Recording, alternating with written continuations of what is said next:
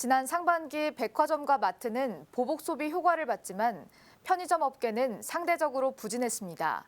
하지만 하반기 들어 백신 접종이 확대되면서 편의점 업계 매출에도 긍정적인 영향을 미칠 것으로 보입니다.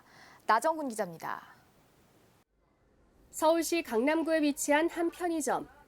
이곳은 코로나19로 직장인들의 재택근무가 확대되면서 매출에도 큰 타격을 입었습니다.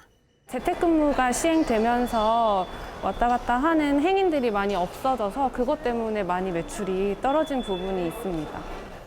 편의점 일부 점포는 학교나 회사 부근, 유흥가에 위치해 있어 등교인원 제한이나 음식점 영업시간 제한 등의 영향을 크게 받고 있습니다. 김밥이나 음료수 같은 거나 도시락 같은 거 자주 사 먹었던 것 같아요.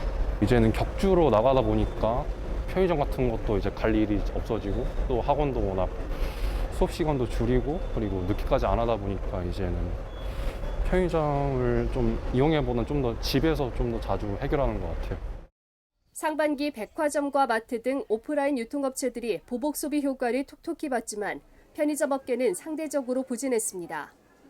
하지만 하반기에는 오프라인 유통 채널 가운데 편의점 채널의 실적 회복 가능성이 가장 높을 것으로 보입니다. 백신 접종이 확대되고 하반기에 사회적 거리 두기가 완화되면 편의점 매출도 지금보다는 늘어날 것으로 기대됩니다.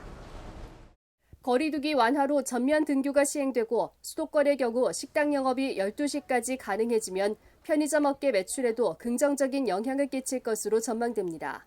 어느 정도 코로나가 좀 되고 사실 대면이 되면은 어느 정도 회복은 되지 않을까 하는 생각이 있는데 아무래도 그 코로나 이전보다는 나아질 수는 없을 것 같아요. 또 8월부터 시행될 예정인 상생소비지원금과 5차 재난지원금을 편의점에서도 사용할 수 있을 것으로 예상돼 이에 따른 매출 상승 효과도 기대됩니다. 다만 최근 들어 수도권을 중심으로 확진자 수가 빠르게 늘어나고 있다는 것은 불안 요인으로 지적됩니다. 하반기 백신 접종 확대로 소비 심리가 나아질 것으로 기대되지만 최근 변이 바이러스 증가로 확진자 수가 빠르게 늘고 있는 만큼 편의점 업계는 달라진 소비 환경에 맞게 지속적으로 비즈니스 모델을 혁신해 나가야 할 것으로 보입니다.